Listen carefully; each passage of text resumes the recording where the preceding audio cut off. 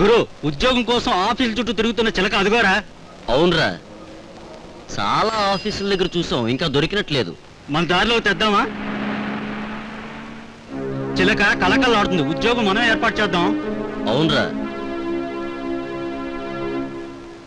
Madam, మీరు job కోసం try చేస్తున్నారా? ఇలా మీరు ఆఫీసుల చుట్టూ తిరిగే కన్నా ఎంప్లాయ్మెంట్ ఎక్స్చేంజ్ ఆఫీసులో మీ పేరు రిజిస్టర్ చేసుకుంటే మంచిదేమో, తొందరగా జాబ్ వస్తుంది. నిజమే అనుకోండి, కానీ ఇప్పుడు అక్కడికి వెళ్ళి అదే అంత శ్రమ పడాల్సిన అవసరం లేదండి. అదిగో వాళ్ళదే మొబైల్ ఆఫీస్. రండి.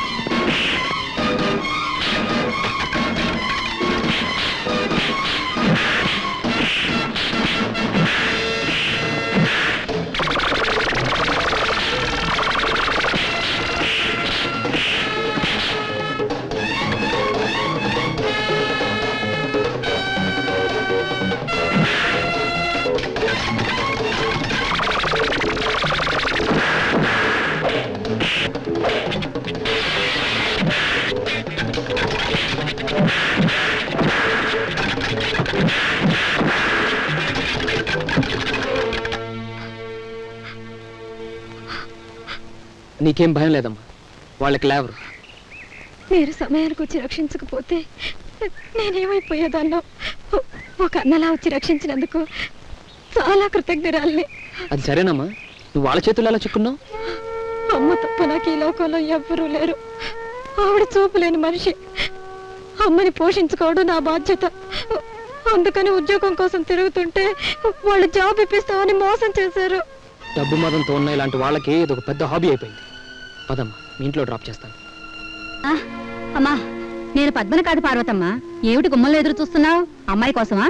అవును శాంతమ్మ, ఉద్యోగ ప్రయత్నంలో పొద్దుననగా వెళ్ళింది, ఇంతవరకు రాలేదు. దానికోసం ఎదురు చూస్తున్నాను. కొంచెం సేపట్లో వస్తుందిలే. వస్తానమ్మా. అదేనండి మా ఇల్లు. ఒకసారి లోపలికి రండి ఇప్పటికే ఆలస్యమైంది, మరొకసారి వస్తాను. ప్లీజ్. అలా అనకండి. మిమ్మల్ని మా అమ్మకు పరిచయం చేస్తాను. ఒక్కసారి లోపలికి రండి. సరేనమ్మా.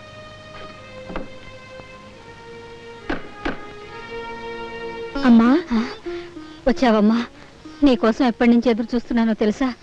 ఇంత ఆలస్యమైందేమ్మా. రండి మురళిబాబు, నీవే మా అమ్మ. నమస్కారం అండి. ఎవరమ్మా ఇతను? ఇందాక రోడ్డు మీద కొందరు రౌడీలు నన్ను అల్లరి చేయబోయారు. ఆ సమయానికి హఠాత్తుగా ఈయనొచ్చి వాళ్ళ నుంచి నన్ను రక్షించారమ్మా. బాబు, మేం మగదిక్కు లేని వాళ్ళం. నా బిడ్డని తోడబుట్టిన వాళ్ళ కాపాడావంటే నీ రుణం ఈ జన్మలో తీర్చుకోలేనయ్యా. ఒకవేళ ఆ పాపిష్టి వాళ్ళ మూలంగా నా బిడ్డకి ఏదైనా జరుగుంటే జీవితాంతం కుమిలిపోయి ఉండేవాళ్ళం.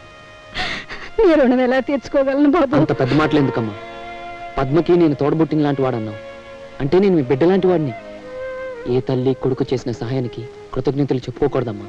బాబు, నీ మాటలు వింటుంటే ఎడారి లాంటి ఈ అమ్మ మనసుకి ఏదో తెలియని ఆనందం కలుగుతోంది.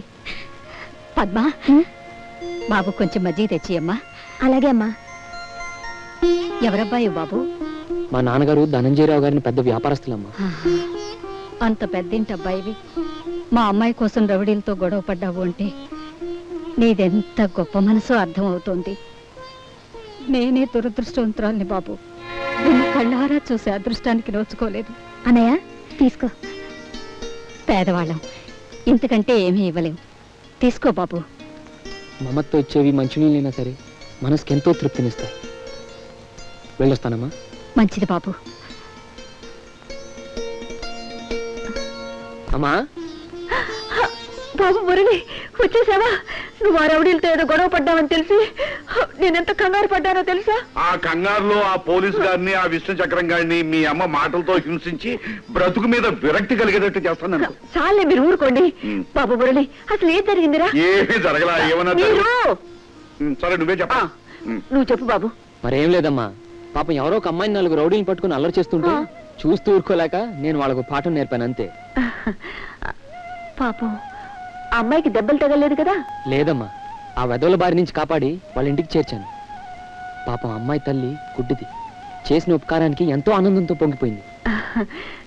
నాకు తెలుసు బాబు, ఆస్తి ఐశ్వర్యం ఎంతున్నా లేని వాళ్ళకి సాయం చేసే గుణం నీకుందని నాకు తెలుసు. అమ్మా, ఆప్యాయంగా వాళ్ళిచ్చిన ఒక గ్లాసుడు మజ్జిగ అమృతంలా అనిపించింది. ఎందుకు వాళ్ళెంతో కావాల్సిన వాళ్ళలాగా అనిపించారు. చూసారండి, చూసారా? అబ్బాయికి పేదవాళ్ళంటే అభిమానం, పరోపకార గుణం ఇవన్నీ నా నుంచి వచ్చినవేనండి. మాటల్లో కదా, చేతల్లో ఉండాలి. నిజంగా నీకు పరోపకార గుణమే ఉంటే పాపం ఆ పోలీసు గారిని, ఆ విష్ణు చక్రం గారిని ఇకనైనా హింసించడం మాని వాళ్ళని పంపేసి ఇంకా కొన్ని రోజులు బతికేటట్టు చెయ్యి. అమ్మయ్యా, ఇందాకటి నుంచి మా అమ్మ మిమ్మల్ని నిలబెట్టి దులిపేసినందుకు మీరేమనుకోకుండా పారిపోండి. ఆహా, నాకు కూడా వాళ్ళలాగా హఠాత్తుగా అదృశ్యమయ్యే అదృష్టం ఉండే ఎంత బాగుంది. మీ వేళ కొడాలి ఆపండి. బాబు మురళి, పద, స్నానం చేసి భోంచేద్దు గాని ఇప్పటికే చాలా ఆలస్యం అయిపోయింది. పద. హలో పద్మ. హలో అన్నయ్య, ఏమిటి ఇక్కడున్నారు? వీడి పేరు విష్ణు చక్రం, నా బెస్ట్ ఫ్రెండ్. పని లేదని బజార్లో ఏదో కొందాను వచ్చాడు. వాడితో పాటు నేను వచ్చాను. నా గురించి ఆవిడ పూర్తిగా చెప్పేస్తున్నావు.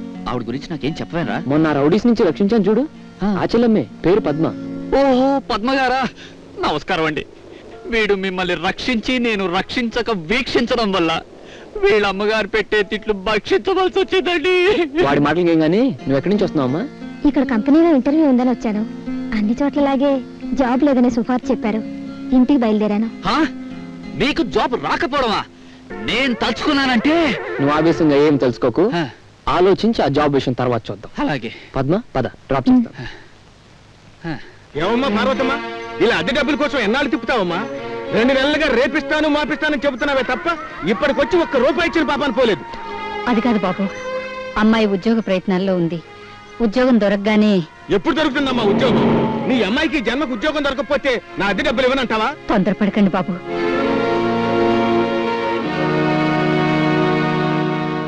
పద్మ, ఇదిగోనమ్మా, ఈ డబ్బు తీసుకెళ్ళి అరుస్తున్న అతని మొహాన్ని కొట్టు. వద్దన్నయ్య. నన్ను ఒక అన్నలాగా ఆత్మీయుడిలాగా భావిస్తే తీసుకోక తప్పదు. తీసుకో తీసుకో. భజగోవిందం గారు, మీరు అనవసరంగా అరవటం ఆపండి. పాత 2 నెలలదే కాకుండా ఈ నెల కూడా కల్పిస్తున్నాను. తీసుకోండి. పదమ్మ లోపలికి. ఇలా నాకు డబ్బులు ఇచ్చే నేను ఎందుకు అరుస్తానమ్మా? అరవటం నా వృత్తి విజయం కాదుగా. పద్మ, అంత డబ్బు నీకెక్కడదమ్మా? ఉద్యోగం వచ్చిందా?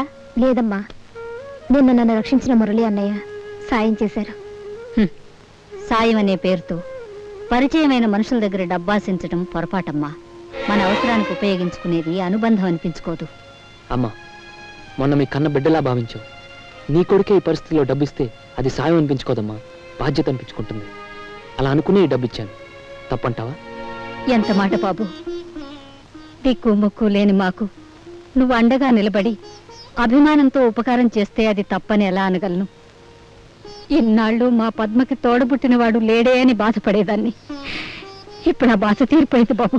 అమ్మా, మీ పద్మ ఒక్కరు కాదు, 2 బ్రదర్స్ ఉన్నారని గుర్తుంచుకోండి. ఓకే? ఎవరు బాబు నువ్వు? మురళి ఫ్రెండ్ ని. నా పేరు విష్ణు చక్రం. అవునవును, మనిషి బండి చక్రంలాగా భూమి మీద తిరుగుతూనే ఉంటాడు, ఒక్క చోట నిలవకుండా.